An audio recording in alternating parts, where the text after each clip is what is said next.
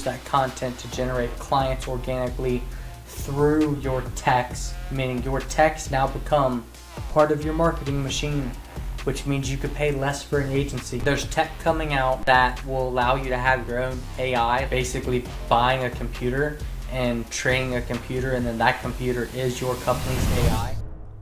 Welcome to the 5th episode of Expanding Local. Today I'm here with Andrew Napier. He is the founder and CEO of Pursuit of Happiness Marketing. He went to trade school, has experience in the automotive industry, actually became a partial owner of an automotive shop, and now he's been running a marketing agency, I believe, for the last 10 years and crushing it. So I'm looking forward to this conversation. Can you give a brief introduction, kind of explain who you are, how you came to be where you're at? Just let the people know who you are. Yeah, absolutely. So, of course, I'm Andrew. I stumbled into the marketing agency kind of by purpose. And what I mean by that is, like, I had the automotive shop. I was a partial business owner. I took over in a way where I was running the systems, running like all the new tech stuff. So the other owner, he was in his 60s. He did not know nothing when it came to like social media marketing, Facebook marketing, Google marketing, any of that. So when he hired me as a mechanic originally, and then I kind of, realized that my place would be better suited as a manager. So I started setting up the shop's, Facebook pages. At the time, Meta was really big, Google My Business pages, all of that stuff. And it just exploded the growth of the shop. And that's when I kind of had an epiphany, and I was like, wait a second, did I just stumble onto a better business than the automotive? And that's kind of how my agency started. And this year actually marks year number 10 that I've been in business, so it's been a ride. Awesome. I like hearing from people who've actually like done it themselves.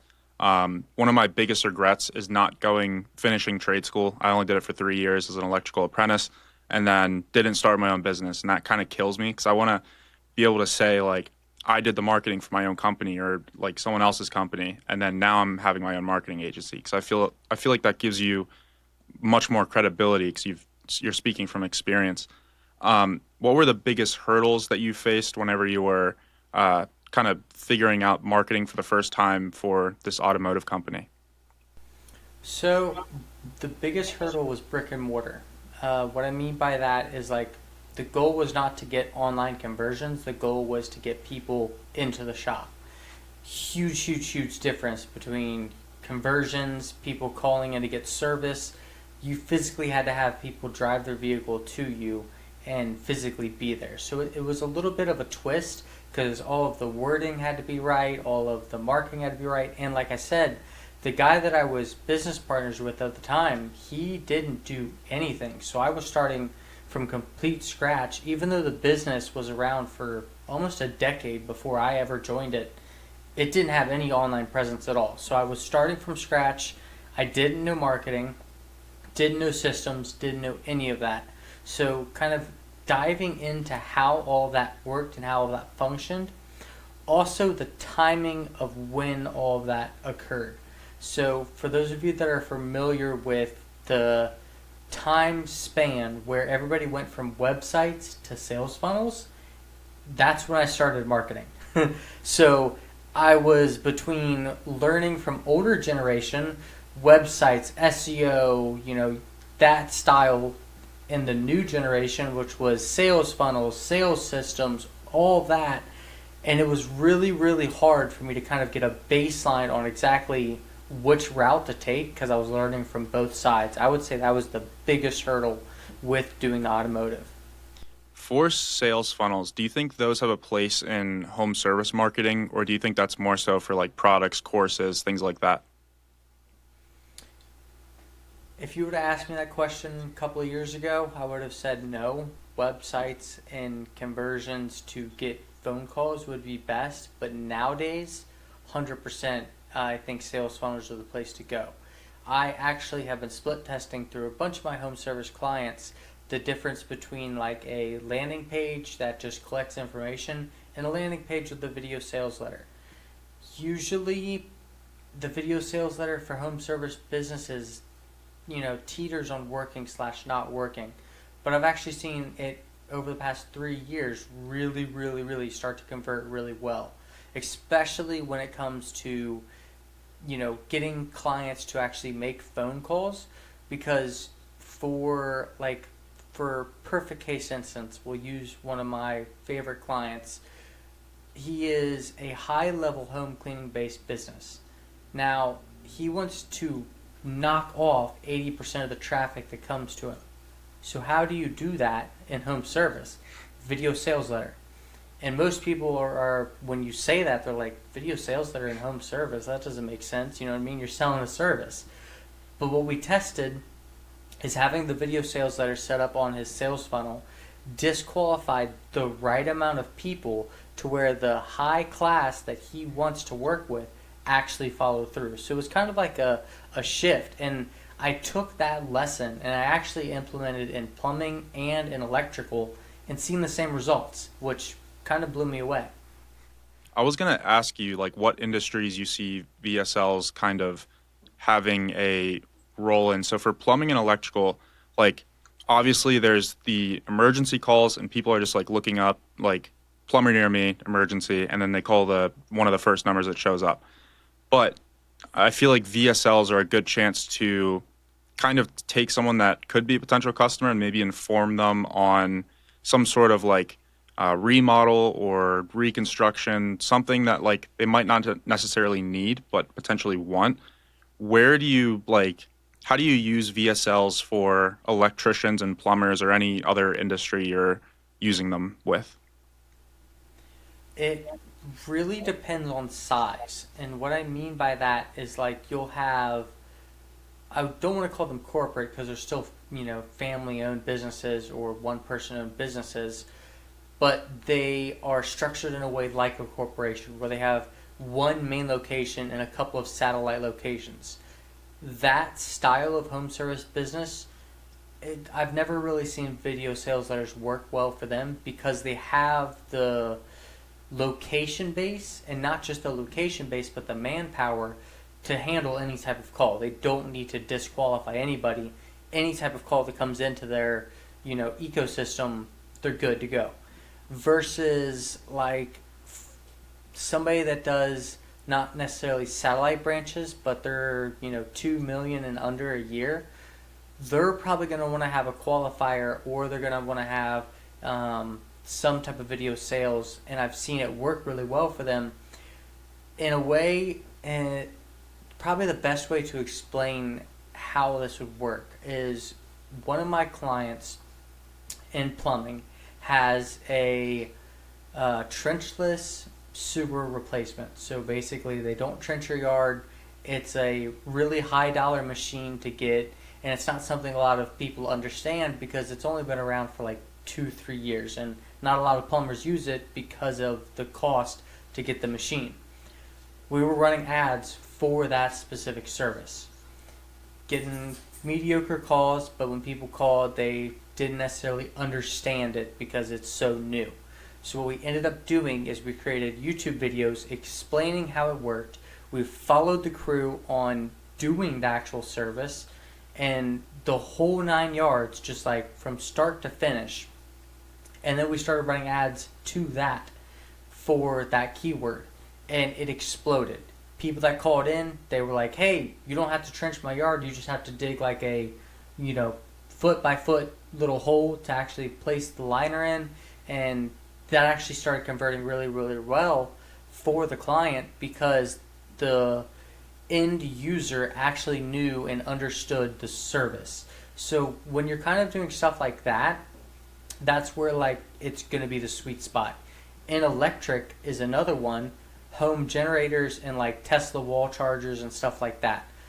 A lot of people like the idea of it but don't really understand how it works, how it would attach to your house, how you fuel it, all these different things. So again, we started making YouTube videos of installs, explaining how it works, explaining how to maintenance it, and then we started running targeted ads to that, and it started to convert way, way, way higher just because we had the explainer video so the end client knew what they were getting into before they ever made the call. And so what are you doing in terms of top of funnel to get people in these VSLs? Like, is it Google ads, Facebook ads? What kind of paid ad platforms are you relying on, or have you seen work best? So I have, over the decade that I've been in agency, we've done every type of ad you can think of. From TikTok, I epically failed trying to branch my agency into TikTok. I hired really good videographers, like really, really good production crew, and ended up didn't working out very well for the home service industry. So what I have noticed is intent-based always works best. If you are going non-intent based, and I'll kind of explain the difference between each, you have to have a way to educate or to convert that lead to a paying client. So the difference between a intent based and a non-intent based. Intent based would be your Google, your search engines, your search AI search. We're in 2025. That's a big one now. People are using AI to kind of discuss their home problems, and that is intent based. Like, they have an issue and they're trying to get the service. So when that person is searching for the service, they're ready to call, they're ready to get a quote, and they're ready to get the job done. Versus platforms like Meta, Instagram, TikTok, YouTube, that is non-intent based. So they're just trying to gather information, or they're just scrolling and they just so happen to see an ad from you. So it's more along the lines of brand awareness. You then have to take that client on a customer journey to convert them into actually needing a service for you. Or what I've seen, especially with Meta, is you'll just hold on to that lead, so to say, for months, maybe even a year, before they finally need the service from your company. And then they think of you because they saw your Meta ad and they call you. So the timeline from seeing you to conversion between the two platforms is insane. So what we primarily focus on is Google. The past, I would say, 5 years now, it's strictly been intent-based platforms. We became a Google partner. We're working on becoming a partner with Bing and Microsoft. But it's intent-based because I don't want to have, especially from the agency standpoint, I want dollar in, dollar out as fast as humanly possible, so my clients continue to pay me. And on their end, they have, consistent business, so they can continue to scale, continue to hire employees. Is Bing ads overrated or underrated for home service businesses right now? Underrated for multiple reasons, but one that nobody ever thinks about, which is huge. GPT runs off of Bing and Microsoft. So when you're running your Microsoft and Bing ads and you have a presence on that platform, if they're using AI to search for, well, what are my options with a plumbing company, or what are my options with this type of electric, and they're just trying to talk to GPT, and then they ask it, okay, well, what's a good recommendation for my area? If you're not on Microsoft, you're not going to get recommended. So super, super, super underrated. Everybody thinks like all the search traffic is going to be done by Google. Another thing with Bing and Microsoft is, and I'm not sure if you're aware of this or not, with the whole lawsuit going on with the government and Google, and then how they have the monopoly and all that good stuff going on, we don't know how that's going to end. But if I'm placing a bet on who's going to have the capital to be able to absorb if Google has to relinquish some of their search volume, it's going to be Microsoft or it's going to be Apple. It's going to be one of them two companies because they're the only people with the capital that can take over it. So how do you hedge your bets and kind of de-Google yourself with all the news and updates and this whole monopoly lawsuit that's going on right now? So with that, it's a touchy subject because there's so much falsified news that's just peddled out everywhere. You really have to take in count what is happening and what's going on. If you look back at what the government is trying to do with Google, though, they're basically telling Google, hey, we don't want you to be the default platform on all these devices, is generally what it comes down to. So is search going to change itself? Maybe. But I feel regardless if search changes or doesn't change, whoever absorbs Google's having to let go their section of search, their section of like their intent-based platforms, whoever absorbs that is going to keep all the data. Like that's basically what they're buying. So you don't necessarily have to worry about how do I branch away from Google, how do I figure out how to stay away from Google because Google might change. It's more along the lines of diversify your platforms, but in the same sense, whoever's going to absorb Google, your data is probably going to transfer. Is Bing Places overrated or underrated? 50-50. It honestly, I have clients across the country. Some places it's really useful, other places it's not.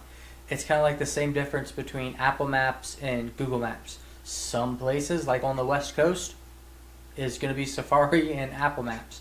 If you're on the East Coast, for some unknown reason, it's Google Maps. So really all is location based on that. And what other platforms do you think home service businesses might be like sleeping on or not utilizing enough? 'Cause I think we covered Google ads, Bing ads, Facebook ads. Are there any other platforms that you guys are using and seeing success with? When it comes to like seeing success and growth, as of right now, it's strictly intent-based platforms. It's just kind of spreading yourself out. A huge change that happened last year is SEO kind of shifted to not SEO anymore, and anybody that is claiming they have a term for it is just kind of making it up on their own. It's so new, there's no term for it. But I would say it's like ask search. So it's like when you are going into search, it's then giving you a populated answer on any search platform you're on. All of them use it. So that's a big one that a lot of people are sleeping on because I guess they weren't savvy of the shift to that style. And what I've noticed is on like when it comes to websites, when it comes to populating and getting search ranking for that, it is conversational. So it's like me and you talking here. You don't want it to have keywords being blasted like original SEO. You want it to kind of have a conversational feel because that AI will then feed it. Another one that I would say a lot of people are sleeping on, and I feel like it's going to be a huge platform very soon, especially with what's happening to Google, and especially what's happening with the AI fight, is you have all these AI fighting for space. Twitter X has one of the biggest platforms of people on it. X ads, they do convert. Grok, the AI for X, it actually can recommend your business for services just like GPT and just like Gemini, which I have never heard anybody talk about. And it's kind of funny, we started running X ads through our agency and split testing them for home services, I think middle of last year. And we actually see a highly amount of conversions and a high amount of ROI coming from it, which surprised me extremely because it's like it's X. Like, who's going to go there for home services? So what kind of ads are you running on X? Because I know Google, PPC, it's like, you're kind of falling in that middle line where the searcher is searching something and you're the person that's the answer to their problem, whatever they're going through. With X, what does that look like when you run an ad for a home service business? It's kind of funny, and if you run Google ads, you'll understand this. They're identical. It is keywords that are set correctly, and the keywords are then populating for the ad. And the ads could either be a display ad or they can be a video ad. I'm seeing display ads convert, video ads not so much, but video ads are touchy when it comes to home service. But it's kind of funny because if you literally have X's ad platform and Google's ad platform open on two different screens and you go back and forth, they're super similar, like super similar. It's scary. Wow. I didn't even think about that. I kind of want to talk about Google ads. What are the biggest mistakes home service businesses make when it comes to Google ads? Google ads are very interesting with how they constantly are updating.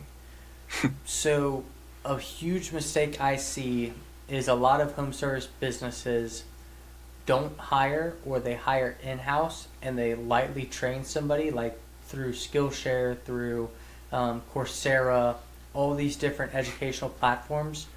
And the sad truth about them is they're so out of date, and Google updates so quickly that by the time your in-house person gets done, there's already a change. So a huge mistake I see people using all of the time is with how the keywords are structured and not changing them when updates occur. Literally, I mean, it's the first month of 25. Last month, phrase match keywords were taking the place of broad match keywords, right? They did the same exact things. You didn't need broad match keywords. It was all phrase match. Here we are on the 10th. It's switched. Broad match keywords are now the king. Phrase match keywords are good for over 4-word keywords and key terms. So stuff like that, it happens so quickly, and if you don't have somebody that is absorbing the updates when they happen, your ads can go from converting and working to not working within a day. That's a huge mistake I see people do all the time. The second thing I see people do literally all the time, and this is actually how I grow my agency through clients. Majority of my free trials that I have signing on through my agency, I dig into their ad platforms because I have a critique. I'm not working with you unless you're spending $10K a month in ads and your company's doing $1 mil, $2 mil, $3 mil. That's like my baseline. I prefer to work with $3 mil plus because they have the bandwidth to handle ads. They have the bandwidth to handle, the service calls, all of that. But over optimizing your campaigns. You over optimize your campaigns and it completely kills everything.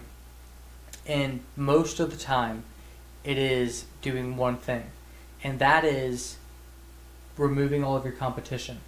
So when you're using broad match keywords like emergency plumber near me, it's then going to feed into Google and it's going to populate all of your competition because it's trying to be like, hey, let's try to steal this call from your competition.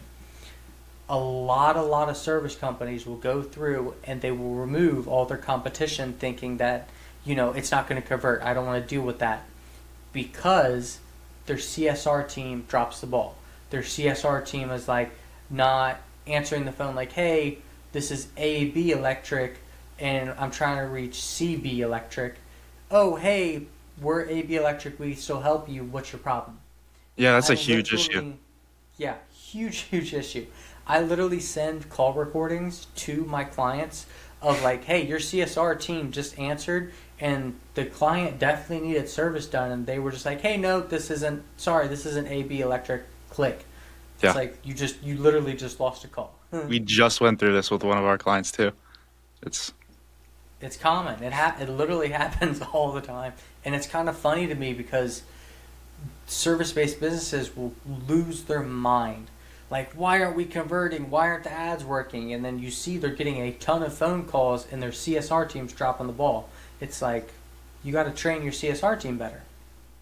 Yeah. How important do you think it is for business owners to, whether it's through like CallRail or some other call tracking platform or the local services ads dashboard, how important is it to listen to the phone calls with CSRs? I would say it's like the most important thing. Until AI, and it's coming very, very fast. Like, we have CloseBot now, we have High Levels AI, we have all these various AIs for answering phone calls. Until that is situated and converting and optimized extremely well, you have to listen to all your CSR calls. Because if they're dropping the ball, you're losing money. And you're losing money over very, very small things like we just talked about, where it's like, change your wording just a little bit. Like, they're calling for service, just be like, hey, we're going to offer you a 5% discount because you were going to go to this other company. Just because you called us, you get a 5% discount or a 10% discount. have little incentives like that for your CSRs to use to convert other competitors' traffic into your traffic. And if you don't listen to your calls, you'll never know when the ball is being dropped, and then you'll go playing blame game. You'll be like, oh, my ads guy sucks. Oh, my ads suck. Oh, my budget's not getting spent. Oh, this, that, or the other. But then at the end of the day, it falls on, your CSR team and you not taking the time to evaluate if they're converting.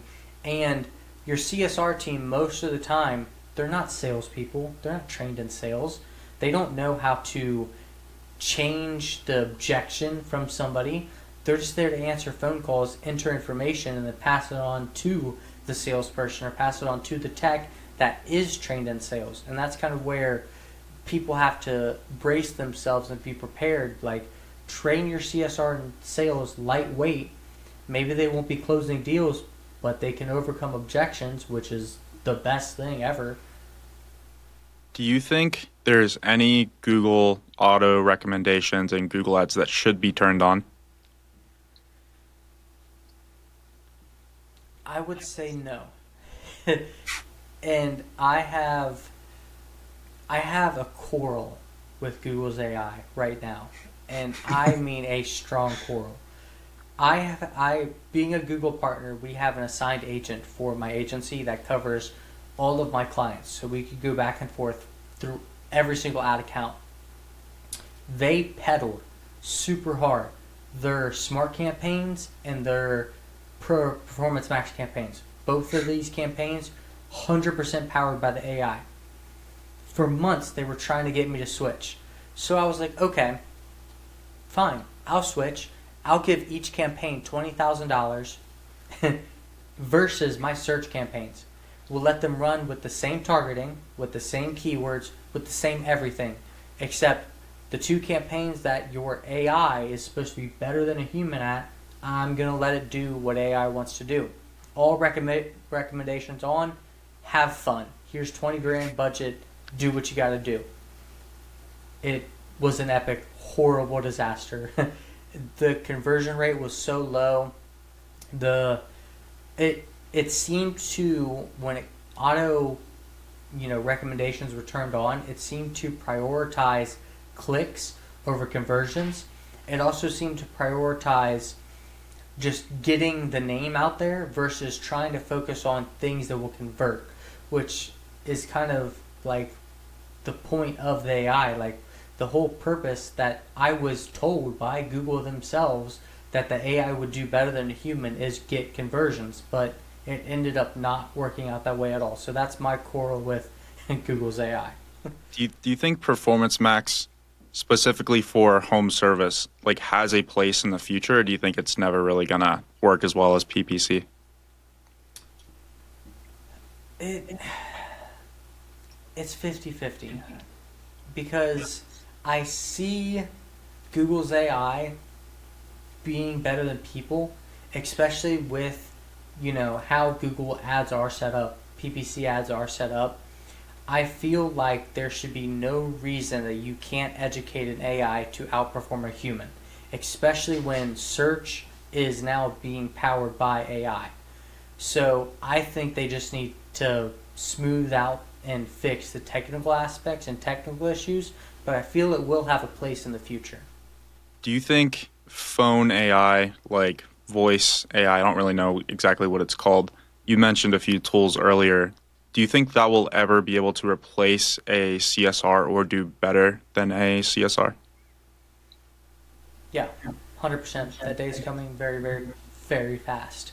I actually just had, so Go High Level is a all-encompassing software. They released an AI, I don't know, last year. Horrible. Did not work at all. Within 3 months, it could close deals. From being horrible and not working to 3 months later being able to close deals all on its own, mind-blowing. There are other CSR replacement AI softwares out now that I have implemented inside of some of my scaling clients to not replace their CSR team, but to I would say smooth out their CSR team. So basically, instead of having a team of 3 CSRs, they're down to 1. And that one CSR's job is optimizing the AI, and that's now. If you take us 6 months, a year from now, mind's blown. It's going to be indistinguishable from people, and the number one reason I think it's going to replace majority of CSRs is it can be trained over data that CSRs can't be. So your average CSR has your business to go through, your business, everything that's coming through it. An AI CSR has thousands of businesses, thousands of calls every day being trained on it. That's like, if you multiply that over months of time, there's no way a human CSR can keep up with it. And so what kind of tools should either home service businesses, or me personally, selfishly, I'm also intrigued by this based on what you're saying. What kind of tools should we be looking at for this? On the agency side, I have basically completely removed my whole entire sales process when it comes to onboarding. The only things that I personally do are my free trials, are webinars, and doing like personal outreach through my organic side of things, because you can't replace a human brand. You can't replace my personal brand. That's going to be around forever, because as AI evolves and as AI content just starts to get peddled out, as AI sales systems start to get peddled out, people are going to start to crave human connection. So personal brands always going to be around, always going to be a thing. So if you focus on your personal brand, focus on goodwill, focus on that side of things, it doesn't matter how good AI gets, it's going to still be around. But on the agency side of things, there's programmable AIs, and I actually have a company I partnered with. It crushes. Like, I literally was mind blown, because I had compared it from my salesperson to actually letting it run rampant after it was optimized. That's the key, is after it was optimized with how we do things, where to put them, what to object to, all of that. It actually produces sales crazily easy. It can adjust to emotional aspects too. So like if somebody's tone is different, it'll shift its tonality to better situate in that call, which my salesperson is okay at, but they're not great at. AI is great at. So that's on like the agency side of things. I feel this year, 6 months from now, AI will be able to run your whole entire front end, like completely, and run it very smoothly without having to have any intervention once it's programmed to what it needs to have for your business. On the home service side of things, there's a lot of stuff your CSR no longer has to do, or what I've seen happening recently is AI being used as a tool for CSRs on a high level, meaning that companies, owners are investing into AI software and AI training for their CSR team so they can stop paying them so much. So instead of having a 40-hour week, they're doing 20-hour weeks but doing the same amount of work, because AI is speeding up the process. When it comes to phone call answering and that side of things, what's working right now, like literally as of today, 24-hour phone servicing, AI crushes. Like after-hour phone servicing, AI is good for that. Weekends, if you're closed, AI is good for that, because it can basically, when you get a call coming in, instead of having a lead form, which people hate to fill out lead forms with everything they need, versus an AI phone call where it's twofold. If a person implements like your lead form on your website or on your Google My Business page, you can then send it to your AI. Your AI can then call that client like instantly and be like, hey, I saw you have blah, blah, blah, blah, blah, blah issue. Can I get some more information? What day is best for us to come out? What time works for you? How fast are you trying to, like, and you know what I mean? All of the questions that need to be filled out that a person filling out a lead form is not going to do, that AI can then get, and then when you're back in the office, boom, you're ready to go. Same thing with after-hour calls. If you have a phone service and you want to get after-hour calls, the AI can handle that, collect all the information, and be like, hey, our team will be in at 9 a.m. tomorrow morning. You'll be the first person we call. It works flawlessly. And so, what other AI tools should home service businesses be using besides the phone calls? Like I said, the diving in with the CSRs, finding out what your CSRs are doing and how much you can help them automate through AI is a huge one. Doing your finances and on a high level, you can look at it through all your finances. You know what I mean? AI is really good at calculating numbers, calculating percents, calculating everything. So that's a really good use for it. Another really good use for it is for your techs. And I'm gonna go really deep here for a second. I have trained an AI, me personally, I cloned myself through my agency. It knows all of my SOPs. It knows every employee. It knows what every employee does. It knows how our clients function. It knows what our clients' needs are. It knows our brand voice. It knows what fonts we use. It knows everything of my company. So guess what I did? I now removed myself from my own company. And I'm talking to my CSR. They have a question. My team has a question. Ask my AI.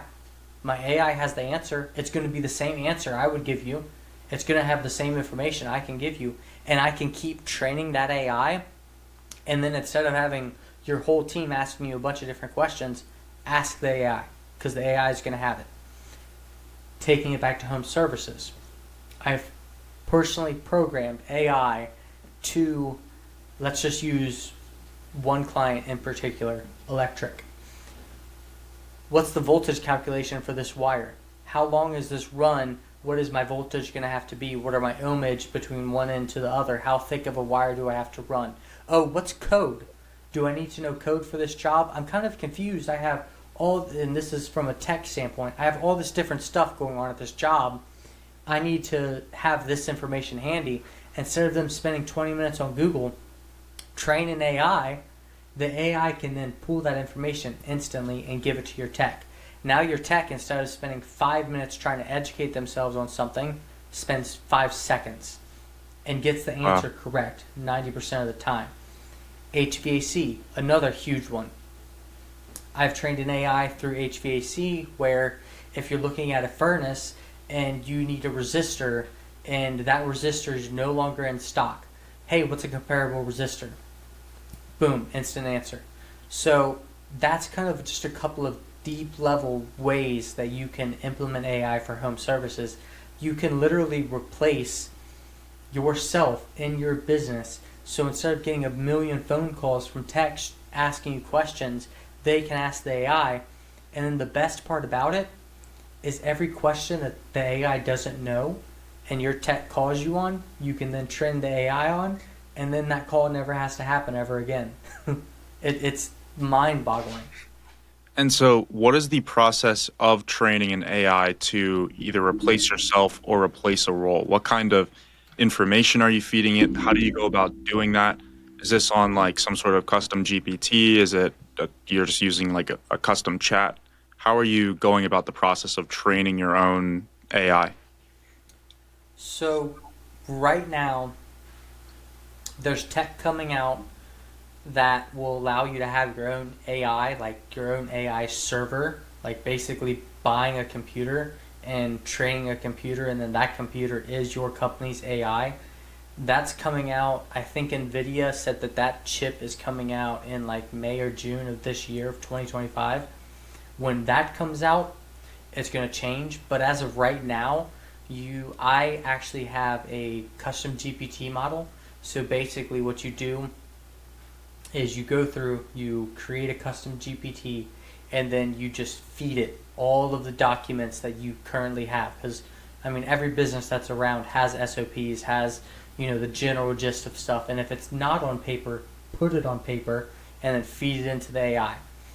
On top of that, you can then have your text do voice call and, like the voice chat through GPT, and then have in the back end when you build your custom GPT, say, hey, I want you to remember all of this stuff, build me an SOP for it, organize the information, and then add it into the information you can pull from. So then that way, anytime that any of your techs, your CSRs, anybody calls in or like uses your GPT, it automatically updates the back end. So it's a very, very lengthy process. It's not like here's a bunch of information GPT, analyze and create, me a custom GPT that works perfectly. It takes a couple of months because you constantly have to keep feeding it information. And then on top of that, the first couple of months you have to keep correcting it. So like if like code's wrong or like your code changes in your state or like something changes in your process through your business and you have to make that edit, you constantly have to go back and forth with the GPT to actually make it establish that. But once it's established and it has a base, it just constantly learns. Now, I think it was last month actually, GPT released its $200 a month use case, which is like its highest tier that it didn't have previously. That has a large language model that can analyze and predict information at like 100 times the previous GPT. So I'm betting right now if you pay for the highest subscription and you build a custom GPT, you probably could feed it all of your information and it come up pretty close to what you need. Wow. You're making me think of so many things right now. It's So infinite. Like you could literally go all day and find different uses for it. So one of the issues that I remember having, and this was a while back when trying to like build my own custom GPT that would feed off of SOPs or other information, it didn't like pull from the data properly or just like decided to start guessing. How do you correct that behavior and like improve that and optimize it over time so that it's pulling from the right documents, it knows what to do when you ask a question? What's the process there? What does that look like? Something I have learned through the GPT model is if you have I guess the best way to explain this for somebody that doesn't know deeply into AI, you go to YouTube and you have through the video, if it's a long form video, different tabs and different sections of the video. Same thing with all your documents. You add in the section header, a very brief description of what is going to be in that section, and then you add in the section.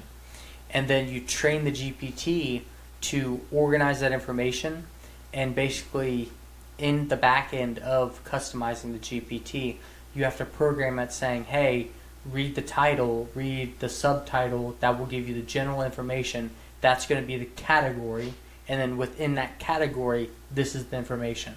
And then you basically categorize everything as, I would say, 5 paragraphs max per category. That way it's not getting overwhelmed.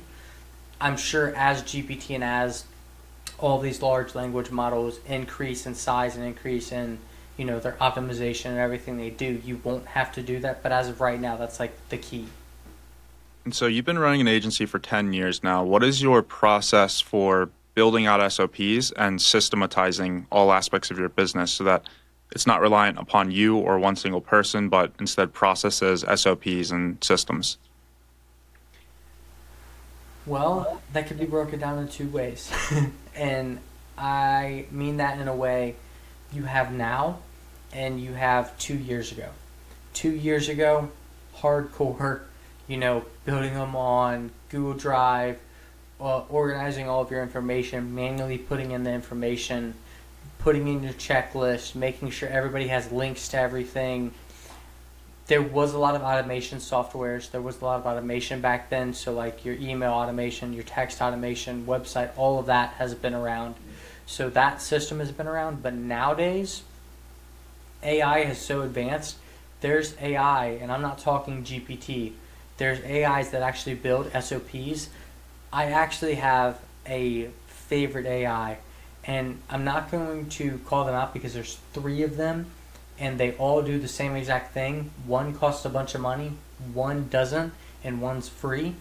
But if you just Google AI SOP creator, there is a crap ton of options. But my favorite ones, and I want to look at this through a broad spectrum, do something like copycatting. So what I mean by that is if you're doing anything on your computer, you could do it and you press record on the AI before you do the thing, and then it records everything you do, every app you go to. So 40-foot view, let's use the podcasting as, just like a general thing we're trying to build an SOP for. I push play on the SOP, I click on Google, I go to this website, I connect my camera from this website, and then I check my mic and make sure everything is fine, and then I look at my lighting. And then I push pause and stop on the AI. And the AI, give it a couple seconds, boom, SOP built. Wow. Exactly to the point of what everything you did. And I'll go even deeper on this subject because there's one that I absolutely love for the agency side of things and for the home service side of things. It will actually record what you were doing in individual softwares, and then it pops the screen recording of, hey, this is the tab that he clicked on. It's right here. And then it also transcribes it and gives you the full definition. So for instance, if you are in Go High Level and you're setting up an email automation and you want to pass it on to your CSR team, you do it one time, the AI software will then create you a static SOP, and then it will attach little chunk. It will literally break down the video. Like if it's a 10-minute video, Wow. It'll break it down into 5-minute sections, 2-minute sections, where you clicked on each piece and what you clicked on, and it will populate it into that document in the right place.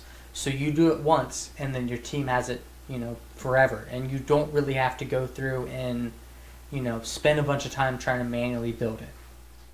And so, do you have to commentate while you're recording these videos, or does it just automatically know and recognize?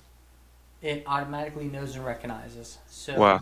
you can commentate though, like if it's for instance, if I am trying to build something and I want to add a commentate before I click on the next tab, I can then add in a commentate and then it'll add that into the SOP. Wow. And so I have a bunch of Loom recordings. Would I be able to go back, upload those, and have them turn that into an SOP, or is it only like live recordings of a process? Some of them can. Most of them are only live recording for some reason, and I am waiting for the tech to catch up with it. All AIs that I have witnessed cannot decipher video yet. Like, it doesn't matter where you go within the AI space, they just can't decipher video. So you kind of have to, build a static one, and then there's one called Claude AI that downloads to your computer. I have used it a couple of times with success, where you give it the static, like you basically take your Loom, you build a static SOP, and then you feed it into Claude, and then it will go through and do the thing on your computer, and then you can have the recording AI watch Claude AI do it. So, extra steps, but it's still AI doing it. Wow. Okay. And so what tools are you using to record those SOPs, or which ones would you recommend? See, the thing with the SOP ones, and this is kind of why I don't want to recommend them, or recommend any specific ones, and rather have anybody that's interested in doing it jump in and do a little bit of research on it. They're so fast evolving. Like, for instance, I had one called Perplexity that I really, really liked. It's also a search engine.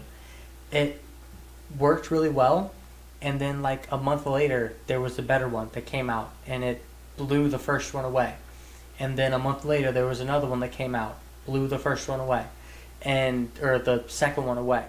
That happens so fast that by the time you're watching this podcast, even if this podcast is put out 3 days from now, there could be one update, and now the one that I'm suggesting is now the worst one out there, and there's a better one, all because they did an update. So I would dive in and specifically do research and find the one that best fits what you're trying to do, but never, ever, ever, and I've learned this through the past 2 years working with AI, never settle. Like, the second you think you have something good that works, check it every couple of weeks to see if there's a better version of it, because there's literally so fastly pacing, evolving in the AI space, it's insane. Perfect. So what else are you doing for home service businesses that is like driving results, getting them leads? So we're primarily doing Google stuff. I know a lot of things with YouTube and like doing video form content for the home services has been a touchy subject for a lot of people. I have seen, hands down, and I have had to have fights. And what I mean by fights is like educated arguments with my clients where I'm like, tell your techs, because 9 times out of 10 there's 2 techs per service vehicle, take out their smartphone and record just little snippets of the job, 5 minutes of the job. Hey, we're here today doing this, and this is how we're going to fix it. And then record another short video of the fix and it done. And then hire a cheap video editor to combine the 2 videos and constantly put that out on social media. That will drive clients to your business at a tune that you cannot even fathom. I have a home service business that actually took my advice, gave their techs incentives to do it. And I'm just going to lay it all out on the line because it's really, really G how they did this. So I gave them the idea, I gave them the process of like how to kind of put it all together with your smartphones and kind of how to have your CSRs do it, because it's not, you don't have to be a video editor to do it, right? You just have to have very minute knowledge and you're good. So a CSR can do it. They trained their CSR how to do it, they showed their techs how to record the videos. They then started uploading the videos, and then they had a way to basically track where the people were coming from based off of the jobs that they wanted. So how they did it, and there's probably a million ways to do it, but this is how they did it, is they would have one tech do, I'm going to use electric as the example. Here's home generators. Here is panel upgrades. One tech did panel upgrades, and that was the videos that they produced and they gave back to the company. One tech did generators, and that's the videos they produced and gave back to the company. Anytime that they got a sale and the sale was able to be tracked to that video, they gave them a small percentage. They gave them a performance bonus, which, guess what happens? They want to record more videos. You get more clients. It's a beautiful revolving circle. And your whole team that you probably have now in the home service space can handle it and can do it. And a lot of people are sleeping on it because they don't think home service businesses have a content right, so to say. But they do, and the place is like super, super like out there because you want to have that organic reach, because when your techs are going to these people's houses, if they see your text on a video, that client, that end client, is going to be 20 times more like incentivized personally to try to close the deal with that tech because they've seen them on a video. It's a psychology thing. And these videos, horizontal or vertical or landscape, and where are they being posted? How are they, what's the best use of these videos that these techs are recording? So if you have a in-house videographer, which there's a couple of my really, really high-class clients that do this. They have an in-house videographer. It's going to be landscaped, and then you break it down for Facebook, Instagram, TikTok, and then you break long form on YouTube. If your techs are doing it, with smartphones, you don't really want to go landscape. It messes it all up. So I always tell them to go horizontal, TikTok style, video style, scroll style, and then always upload to either a Dropbox, like a Google Drive folder. That way that content's living. And then another thing that not a lot of people think about, and this is the only reason why I know that this is a thing, is I've watched this negative thing happen. Tech was recording videos. Tech was in a bunch of videos. Tech stole from the company off video. Tech got fired, right? Let go of. Couple of months passed. The tech got all smart ass with the company and went to go sue them. And sent letters of intent saying, hey, you can't use my face in the videos, even though even though he's wearing company uniforms, doing company stuff, and stole from them. Yeah, huge tangent, and stole from them. Yeah, that was my creme de la creme of the whole situation. It's like, bro, like you literally took like $1,000 worth of equipment, and now you're trying to come back to the company for suing them. Like, no, have your techs sign a waiver basically stating like, hey, I'm producing content for this business. If I ever leave this business has my permission to continue to use my face in their content as long as I'm in company vehicles and company uniforms. That way you're protected, because I've seen that happen the bad way. Wow, so that's not like automatically inferred by the law that like this is your content. Like clearly the guy's in uniform. It's like you still should sign like a legal waiver. Yeah, it's kind of like having insurance and bonds. You hope to never need it, but it really helps when you need it. I feel like home service, you kind of touched on it, like everyone's sleeping on video and like they don't think that there's a spot for video content in home service, when I think you and I both agree that the complete opposite is true. How are you convincing home service business owners to use video? And like what are some of the biggest use cases of it, other than like posting like technician videos? Like what other ways can home service businesses use video for marketing or just brand awareness? So I probably have a bit of a different approach, and it's only because I've been in business for so long and I have such a big network of home service businesses. I have a bunch that do content and a bunch that don't. The ones that don't, I send them examples of the ones that do. And I'm like, hey, I literally have tracking. You're a client of mine. I can show you the back end of this other client of mine, what numbers they're doing off of this organic traffic. Do you want a piece of this pie? Because like, here's the raw data. Like, I'm not lying. I'm not making it up. Here's the pie. So that's how I've always approached it, because business owners, especially in the home service, are very analytical. Like, they want to see the numbers. They want to know how much their techs are making, how much profit they're generating off of what, services they have, all the different numbers and different metrics. So if you can physically show them metrics, it always helps to convince them.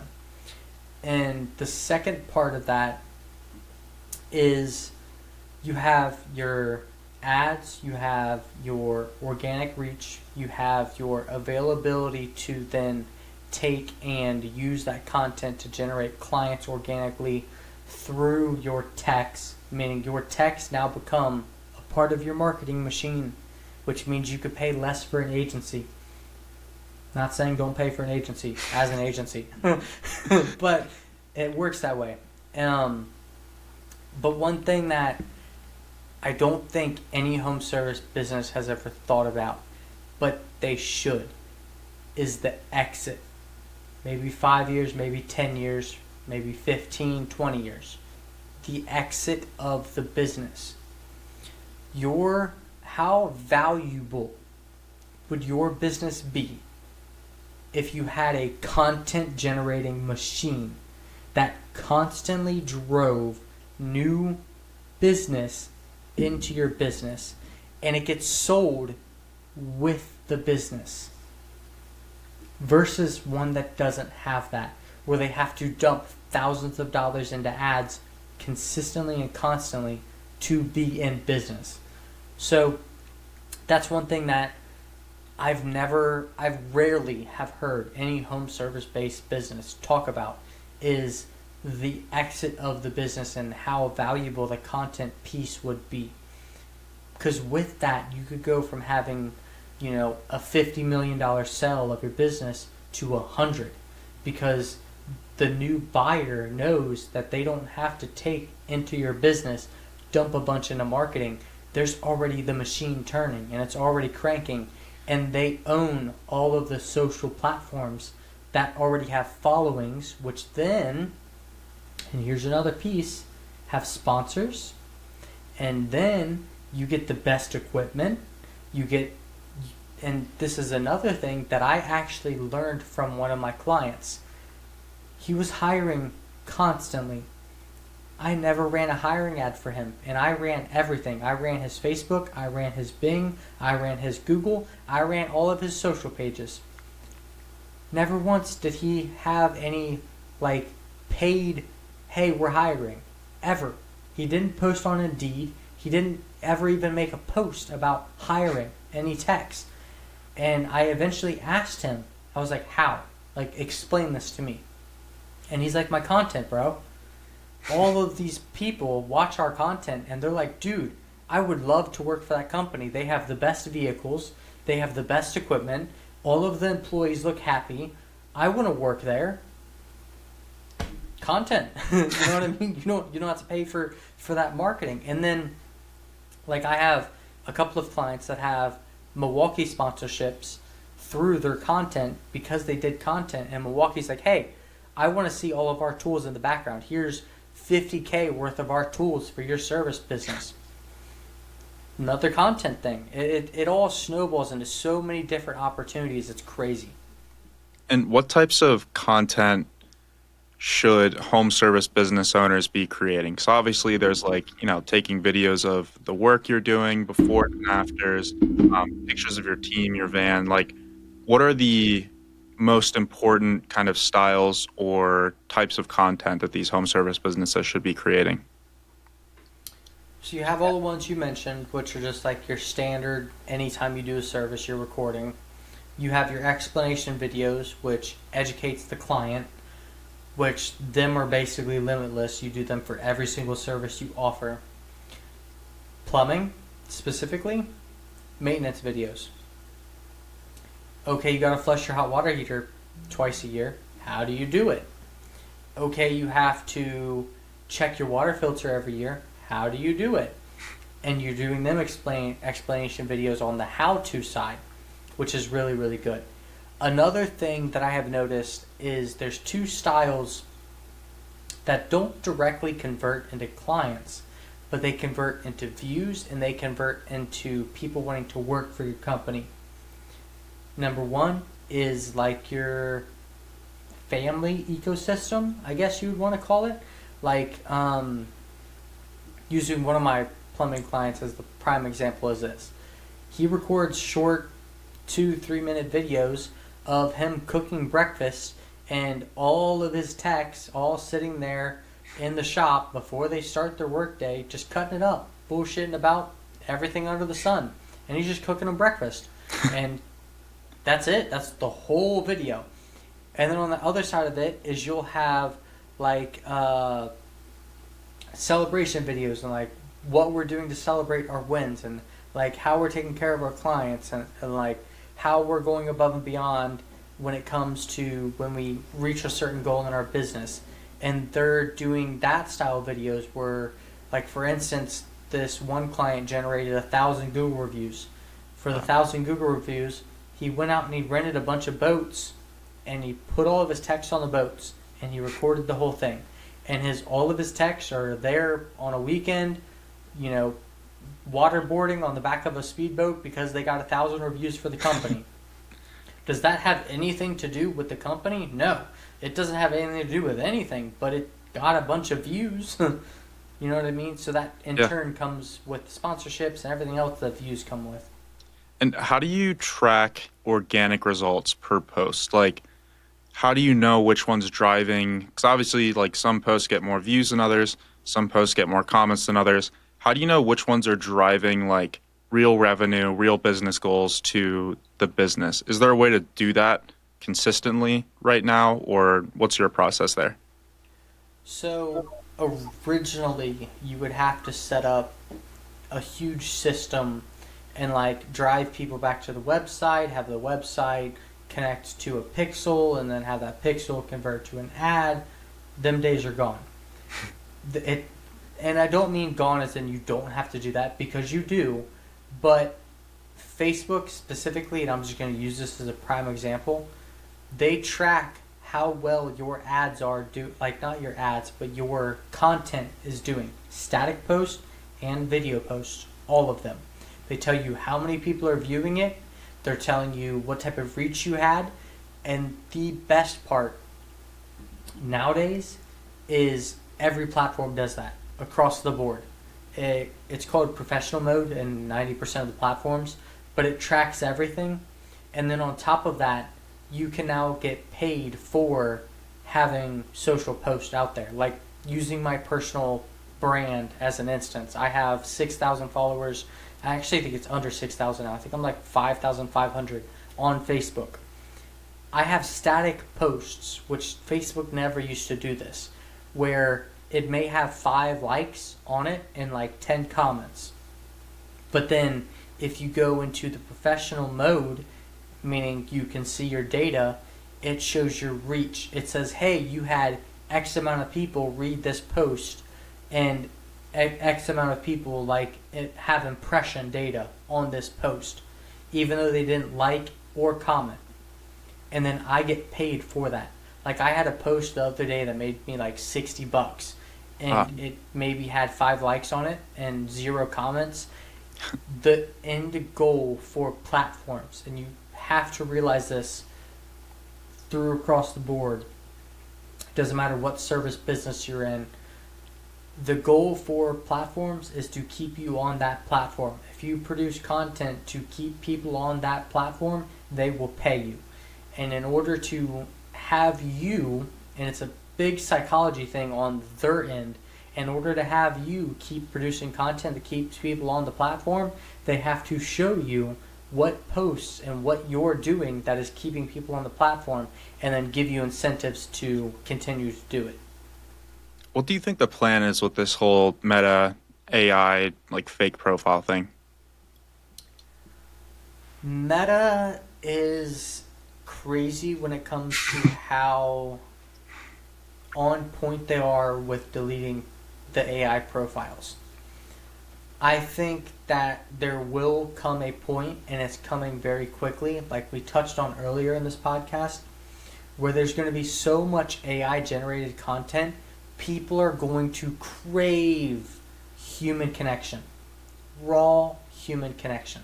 So I think regardless how that plays out, whether there's a billion spam bots out there producing a billion posts a day, there's going to be a couple of influencers, and especially in the home service space, that stand out and are constantly generating eyeballs and constantly generating, client interactions and people interactions, because they are real people.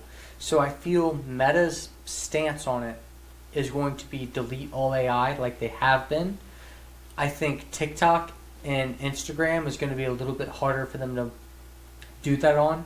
Twitter, they've already basically got rid of 90% of the bots, and they're really good at getting rid of bots. Well, X now. I'm so used to calling it Twitter, it's crazy. But I think there's going to become, and I'm kind of curious how this will play out because it's newer. I'm not sure if you've noticed like what Mark Zuckerberg has been posting about, where he's like, hey, I want to talk to the government and talk to Trump's whole executive, all the people that he's bringing in when it comes to censorship stuff. I want to kick the censorship out. I don't want to have all the censorship on my platform. I think he's doing that because he saw that happen with X, where X kicked them out and then posted about all the stuff the government was trying to do. And then it turned into a positive thing for the platform. I think Meta's trying to do the same thing, where they seen what happened in 2020 with the whole COVID and all of that craziness, and they're like, hey, we don't want this to happen again, because hypothetically, if we sell or if this gets leaked, we're screwed and people might just vanish off our platform. So I think that that's going to come into play pretty big. Is he's actually going to stop worrying about like all the AI stuff, and he's going to kind of be more on the realism side, and he's not going to censor as much as he has in the past. How important do you think a personal brand, building a personal brand for a home service business owner is? For the owner themselves, it depends on where the owner's trying to go. And what I mean by that is, I'm going to use a client that has been one of my clients for almost 7 years now. We started with him. He had a small HVAC company. His goal was to scale the HVAC company, build systems, build the whole business to where it removed him from the business. We helped him do that. We helped him set up his marketing. We helped him build on all of his platforms. And over 3-4 years' time, that was done. That was built. They were doing like $2 million a year, solid company, and the owner themselves was out of the company. He then went and sold that business. Like, that was his goal. Wasn't to keep that business for 10 years. His goal was to do what he did, build it, scale it, sell it. That's what he did. Through doing that, he didn't have a personal brand. Didn't have anything. He was just an owner doing owner things. The company had a brand, and that's how it was. About a year later, I don't even think it was a year. I think it was like 6 months later. He messaged me. He was like, hey bro, kind of bored. What do you see in the home service space that is like a good business to get into right now? And I gave him a couple of suggestions. He ended up going into plumbing, and he went into commercial plumbing. But this time, he actually took and he bought a really, really crappy business, rearranged it, started to scale it, but instead of not doing his personal brand stuff, he did. So he did his personal brand stuff. He went through, he built his personal brand on top of building the company. He did the same exact playbook he did with the first business. Built it, he bought it, fixed it, scaled it, sold it. That whole process, he recorded himself. I think about a year went past. Again, same thing. Messaged me. He's like, hey bro, what type of businesses are good? What's like the play right now? And I gave him a couple of examples of HVAC, and plumbing actually wasn't doing that great at this point in time, but electric was. And he used his personal brand to acquire another company. But how he did it was very interesting to me. He didn't use his own money, because obviously he had plenty. He just went through 2 major sales of business. The old person that had that company saw his content, and then from his content, he posted a video saying, hey, I'm looking to purchase a business that needs help. And the guy reached out. He got into the business, $0 down, invested his own money, used his playbook, scaled that business, and they still have that business today. I'm still running marketing for them today.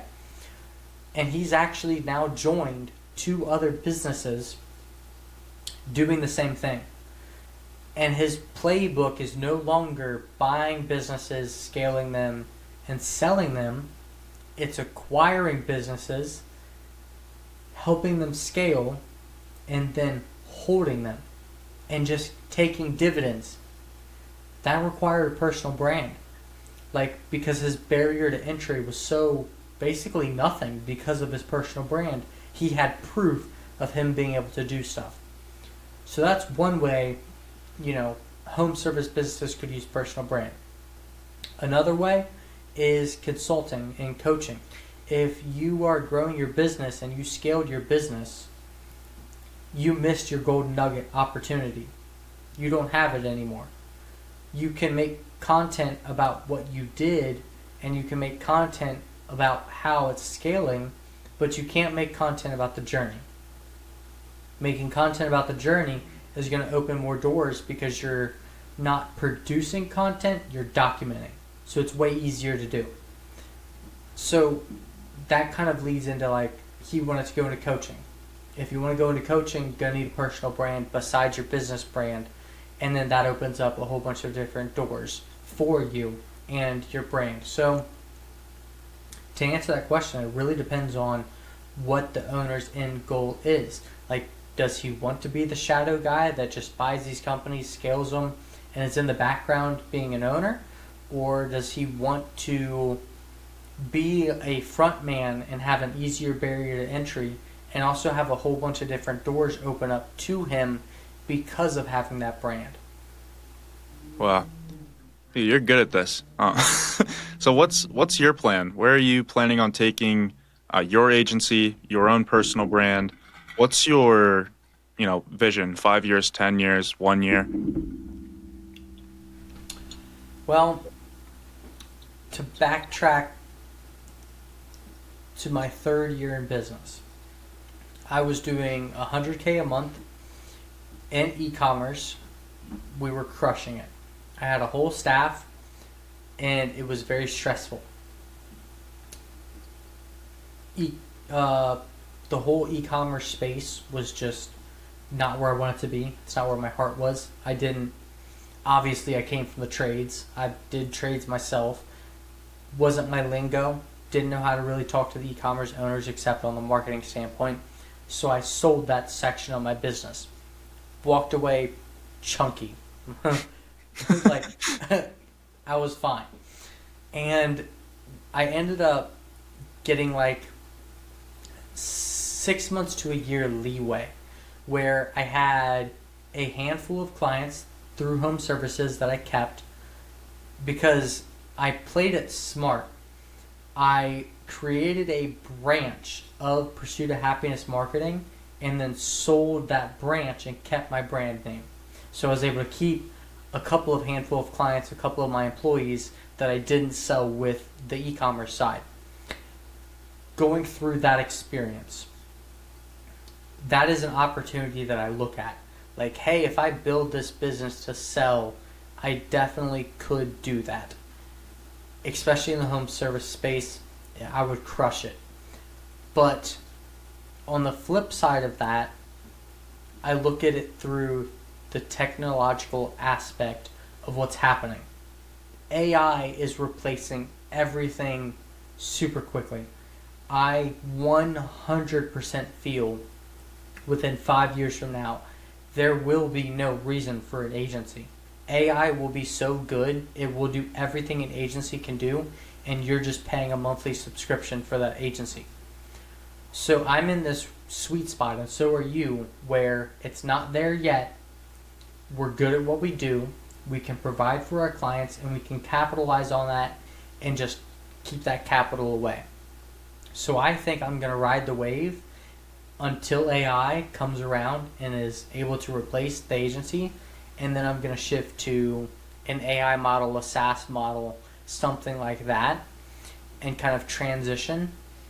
But my goal for kind of 5-year goal is to acquire a couple of home service businesses that are doing really, really poorly, scale them using my marketing and using the information that I've gathered through, being an agency in this space, because I have access to all of these people and all this data.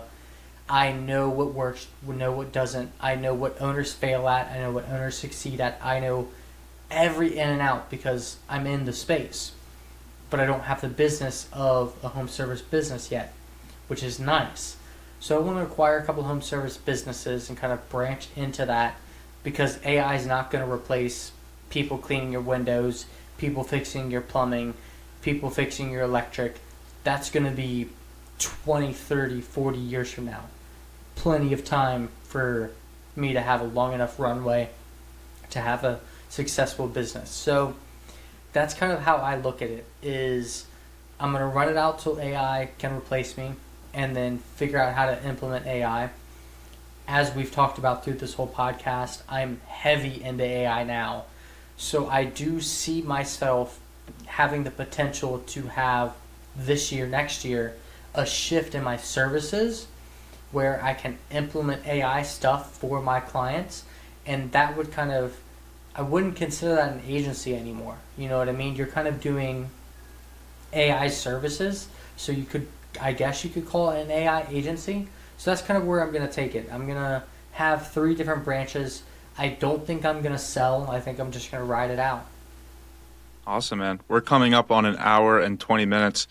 Like, this is my second time doing a podcast where I'm meeting the person live on the podcast, and I have to keep doing this more because then I get to meet people like you. This was one of the best conversations I've ever had.